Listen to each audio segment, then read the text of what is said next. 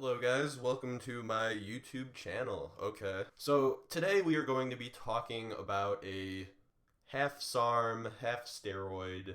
It's marketed mainly as a SARM, but most people know it as YK11 or myostatin inhibitor. The controversy around this is that it's marketed as the myostatin inhibitor, but that is not actually the case. There are many other myostatin inhibitors out there. So I'm not going to go into like all of the science of this. We're just going to call it a SARM for the sake of the video. I'm just going to tell you about my personal experiences with this drug and, well, I'll let you guys draw the conclusions that you want from it. So originally, the way that this all started and how I ended up getting into this was I had this one friend who was talking with these football players, and he found out from one of them, who was a pretty big dude, about these things called SARMs. So he comes to me, shows me all of these fancy bottles from a source called SARM Tech, and immediately I looked at it and I was like, okay, this is fucked. I was like, you're trying to trick me into doing steroids. So being the little scientist I am, I heavily looked into this, researched it a bunch. I mean, you probably look at me and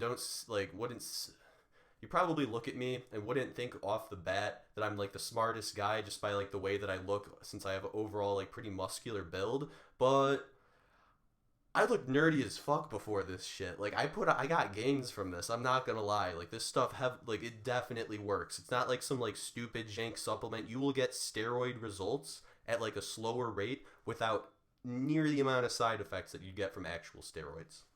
Okay, so first, getting it.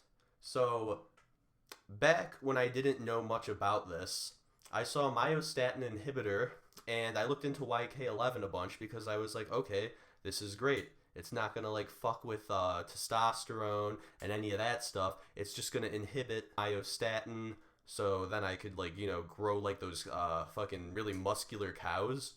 I'm gonna put a picture up right now. Anyhow, I completely overlooked that well, actually, I didn't even overlook it. Like, I kind of read it and I was like, huh, okay, so it's steroidal, I looked that it said it has a steroidal backbone. Basically, what that means is it's a steroid.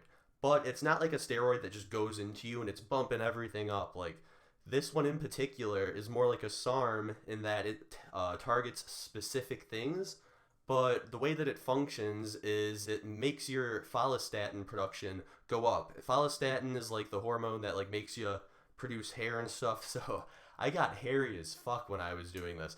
I don't really know about facial hair because I was shaving all the time, and it might have made that grow in a little faster.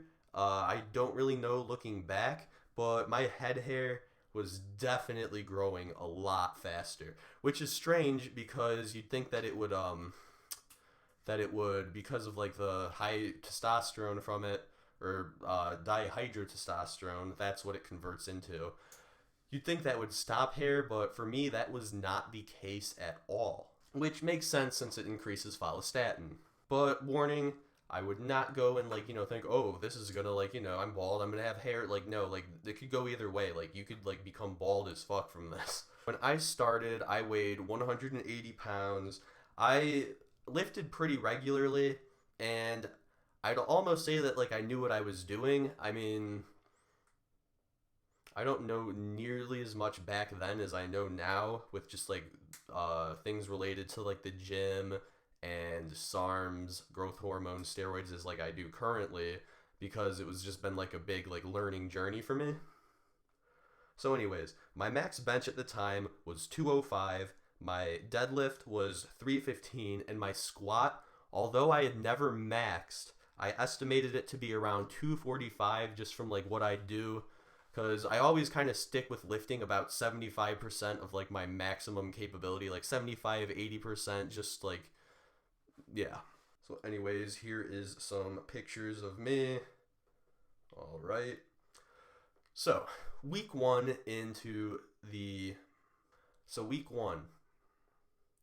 4 days in, I rose to 183 pounds.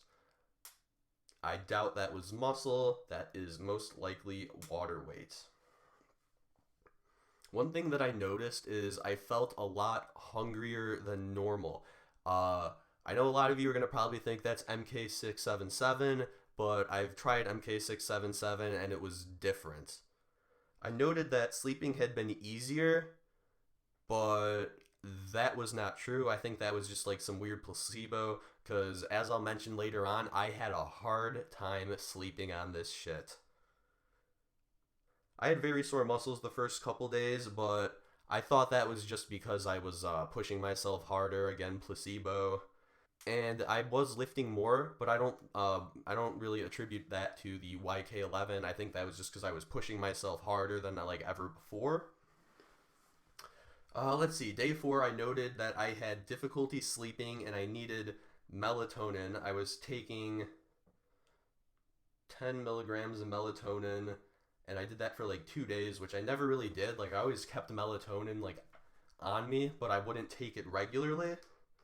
And I would get very, very hot when I was sleeping. Oh, this is funny.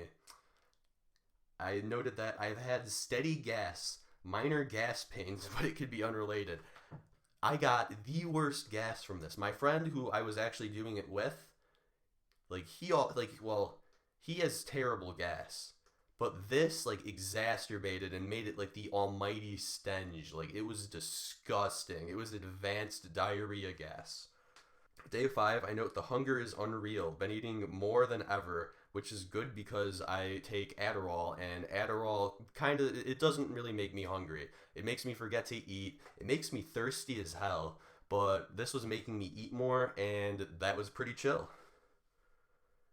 And for day 7, last day of the week, I note muscle soreness is very minimal. I did leg day yesterday, 4 sets of squats on 245, 3 sets of leg press on 300 pounds with a fourth, only 7 reps versus 10 a few weeks ago. That would have killed me. So very quickly I noticed strength gains. So here we have some week 2 pictures. What else? So that was the start of week 2.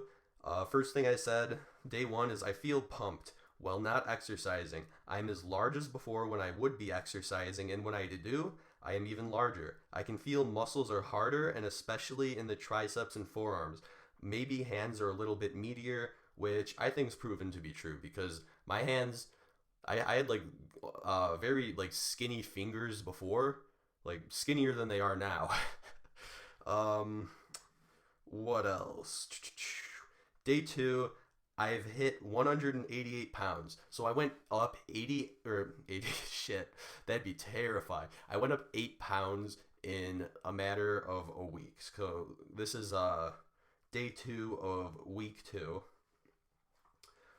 Day 4, I max deadlifted 345 pounds as opposed to my starting of 315.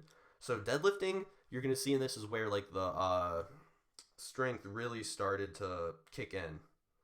Day 5, I'm at 186 pounds. I had assumed that the 188 was probably just because of food in my system, but I weighed myself in the morning for more accuracy, and I also hit 225 pounds max bench. My max bench went up, what did it go up? My max bench went from 205 to 225 in a little over a week. So that's just fucking insane. Like, that was unlike anything I'd ever seen before, because I'd always like been able to make progress, but just very, very slowly. So this level of like progress, the boost, it just added a whole nother dimension to the gym, just making it so much more fun. I was just like so much more excited to be going. It was amazing. Day 6, I max squat 315 for the first time. That was the first time I ever actually attempted to max squat. Week 3, I was still 188 pounds. Here's some pictures of me. I didn't really note anything that week. To be honest, after like the first 2 weeks, I had started to think that it might be fake from Sarm Tech, which, needless to say, you're going to see later on, it was not fake. Like, Sarm Tech is legit as fuck. There's like some people that bash them on the internet, and I'm no way a supporter of them because I was pissed with them. Like, I thought their shit was fake. I thought it was sketchy as fuck. There was a time period where like I just stopped taking it once mid-cycle because I was like, what the fuck is this? And not all the capsules, and this isn't even just like SARM Tech. This is like anybody you will get it from. It's impossible for them to be like, I'm just gonna use an example, 5 milligrams. Say like unless it's like Viagra or something or like Adderall, it's not actually 5 milligrams in each dose. The like amount of equipment that you need to be able to do that, that is insane. Like these companies, they can't do that. Even the biggest like SARM companies out there, like Pure Raws, even the biggest SARM companies out there aren't able to get it down to that. So it might each dose might be off a milligram or two, like maybe like a little less in one, maybe more in one, which I think is the case because there'd be some times where like, because what I do is to make sure they were real is I break them open and taste the powder, and sometimes the powder would be really bitter and nasty, and other times it would be more bearable, but it was still the same bitter taste. Let's see. So week 4, I was 187 pounds. I didn't really have much to report from week 3. So I said day 5 of week 4. Lots of people are noticing the size difference. My father said to me that my friend, who's also taking YK, his arms are getting a lot bigger and how I look fuller too. He had no idea that we were taking anything though. So day 7, I've realized YK is very suppressive. So it took me until week 4 to realize this. It made me very like sexually motivated, I'd say. Like I'd always want to like, but there just wasn't much reward with it, and that just kind of sucked. And at this point, I was kind of like wanting the cycle to end already, just so I could start PCT and get things back to normal. Here's pictures of me from week 5. So day 6, I said, so I opened up a capsule to taste the powder, which I've done before. This time it was vulgar as fuck. Tasted much more potent than before, which leads me to believe that some capsules may be underdosed. In this case, I think I just had one that was super dosed. Here's some pictures of me week 6.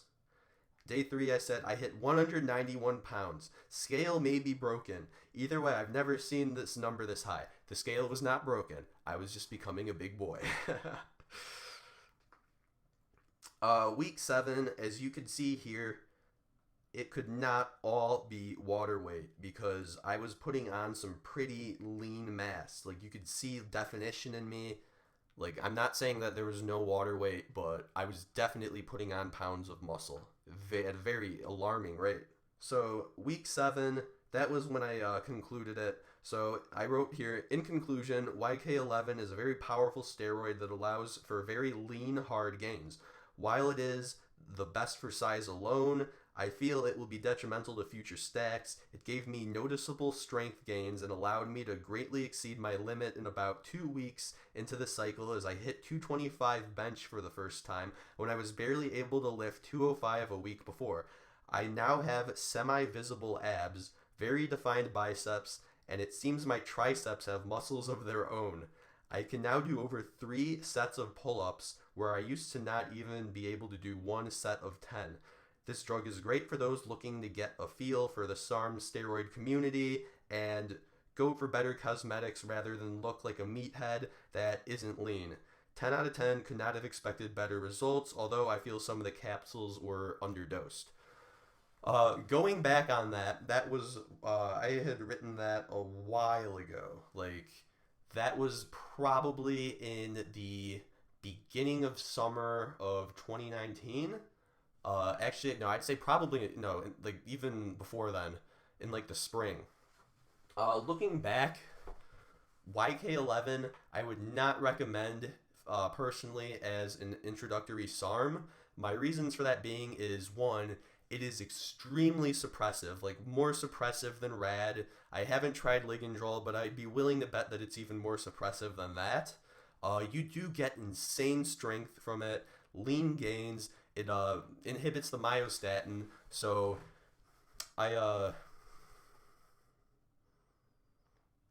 Because it inhibits the myostatin, you're able to just put on, because like it's boosting your strength, but it's also getting rid of your limits. So you're able to just move at a way faster pace than ever before. The reason why I say no to it, there is a methyl ester group on it. Basically what that means is when it goes through your body, it goes through your liver, and it's not the best for your liver. It's not nearly as bad as like a big steroid, like, you know, like fucking Tren or D-ball. And it only produces mild liver damage, meaning everything that it does to you should, in theory, and you know, this isn't for everybody. If you have a bad liver, like, don't do this. I personally was fine. I had gotten blood tests after all this stuff, like from like a doctor. They didn't see anything was like out of whack. Everything had gone back to normal when I was done. So for me, it worked. Would I do it again? Potentially. I see there to be better alternatives out there. I've put on like a pretty good amount of size, and I'm satisfied with like where I'm at right now, so I don't think I'll need YK. So overall, I thought it was a pretty good experience. I mean, there were like the negatives that I've noticed is it definitely messed with my sleep. It fucked with my libido. It didn't make me aggressive. I know a lot of people get aggression from it. I personally was not affected at all in that manner. Yeah, it made me stronger, more muscle, a lot quicker. One thing that I realized though, and like this is the only thing I could like point out as far as like the liver goes. So like if you ever like drink in like a day and then like you drink like the same amount like the next day, you kind of have like a little bit of like a tolerance to it. So, and that's because like, you know, your liver's like still kind of fucked up. So what I noticed is like, because I had like drinking it like 1 or 2 times while taking it, and I didn't get nearly as drunk when I was on the YK11 as I would had I not been on the YK11. So, yeah, that's definitely something that you should consider. So I would not recommend drinking on it. Like, I'm going to be straight up. Since you're looking to take a SARM, it's probably because you're too big of a pussy. No offense to do steroids. So if you're going to do a SARM, just do Ostarine. Like, it's my favorite SARM. I've just finished and came off a cycle of that. It leaned me down better than any other. It put on pretty good muscle mass because I was able to run a longer cycle with it. I think I did like an 11-week cycle without any suppression at all. I did PCT for like a couple days, and then I realized I don't even need PCT. That is another thing. You will definitely need a PCT for YK11. So, in conclusion, YK11, it's for more experienced users of SARMs. Looking back, I would not have done it first. I wish I had just done Ostarine because I probably would have just liked that one the most. So yeah, if like you really want to get some crazy gains, then do like Ligandrol or Rad 140. You'll get like what you're looking for from those, like just about the same as YK, and without the liver issues. So yeah, that's just about it, guys. Thank you for watching. Like, comment, subscribe, and yeah, I will see you all.